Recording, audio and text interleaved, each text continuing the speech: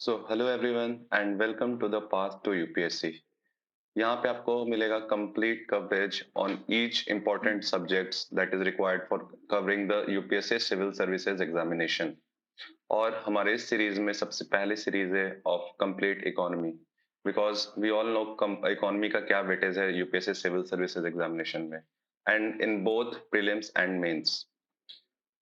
और अगर हम बात करें सिलेबस की, तो इकोनॉमी के प्रीलिम्स का सिलेबस तो काफी छोटा सा है और इसमें ये जस्टिस नहीं है to the syllabus, to be honest. अगर हम लोग ऑफिशियल देखें यूपीएससी प्रीलिम्स का सिलेबस, तो it is just economic and social development, sustainable development, poverty, inclusion, demographics, social sector initiatives and ये जो ईटीसी है एटसेट्रा, ये एटसेट्रा कवर करता है बहुत सारे चीज। इसमें आ जाती है आपकी पूरी की पूरी मैक्रो इकोनॉमी, इसमें आ जाता है आपका इकोनॉमिक सर्वे, आपका साल का फाइनेंशियल बजट, और बहुत सारे मैक्रो और माइक्रो के भी। कभी माइक्रो तो वैसे कभी आता नहीं है, बट अगर अभी आपका किस्मत खराब हुआ तो एक दो क्वेश्चन माइक्रो के भी आ जाएंगे।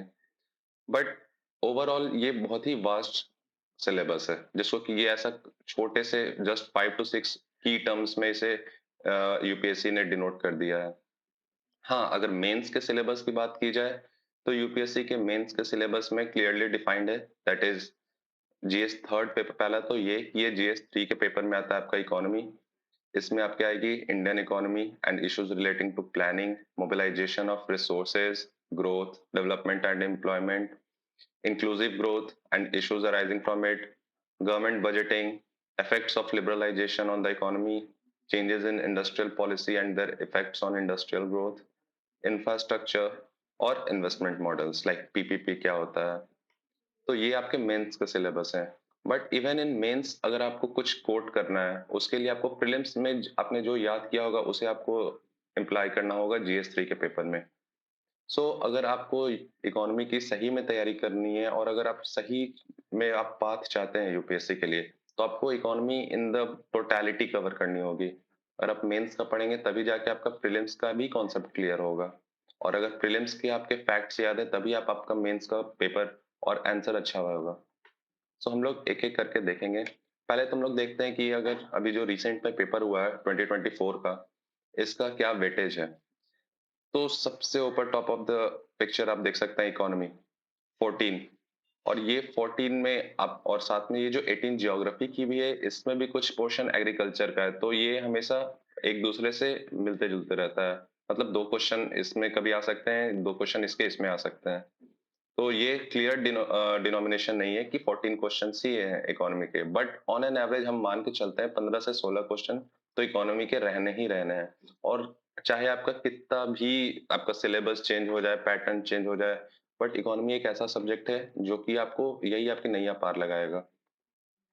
और सिर्फ अगर पास्ट ईयर का सिर्फ 2024 को ना देखा जाए, लास्ट अगर 2012 से 2022 का देखा जाए, तो आप देख सकते हैं सबसे ज्यादा एवरेज अगर किसी का है तो that is Indian economy and development, जिसमें 12 में 14 क्वेश्चंस, 13 में 18 क्वेश्चंस, 2014 में 11, 15 में 16, 15, 2017 में 29 क्वेश्चंस, 18 में 22, 20, 14, 15, 16। ऑन एन एवरेज 17.27 इसका बनता है, सिर्फ 2012 से 22 तक का देखा जाए अगर तो आप समझ सकते हैं कि इकोनॉमी कितना इंपॉर्टेंट सब्जेक्ट है। और यूजुअली मैंने देखा है बहुत सारे लोगों को, बहुत सारे एस्पिरेंट्स को, क्योंकि उन्हें कॉन्सेप्ट समझ में नहीं आता है तो वो इकोनॉमी कंप्लीटली स्किप करना चाहते हैं। But see at what cost, आप किस कॉस्ट पे आप इसको स्किप करोगे।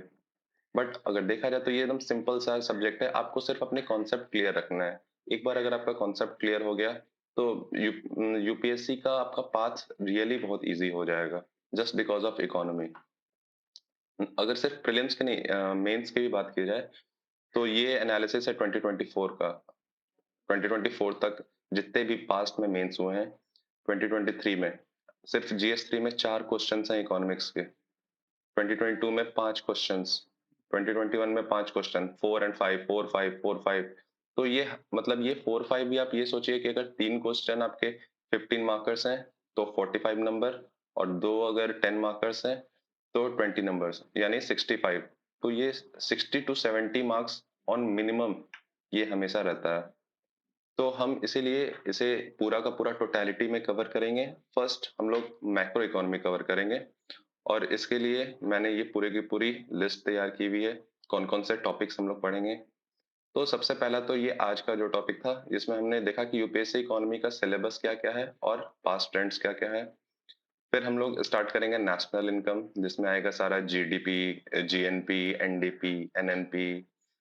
फिर हम लोग देखेंगे कि इकोनॉमिक ग्रोथ और इकोनॉमिक डेवलपमेंट क्या होता है, ये दोनों के बीच का डिफरेंस क्या है, ह्यूमन डेवलपमेंट इंडेक्स क्या है, कहाँ से आया था।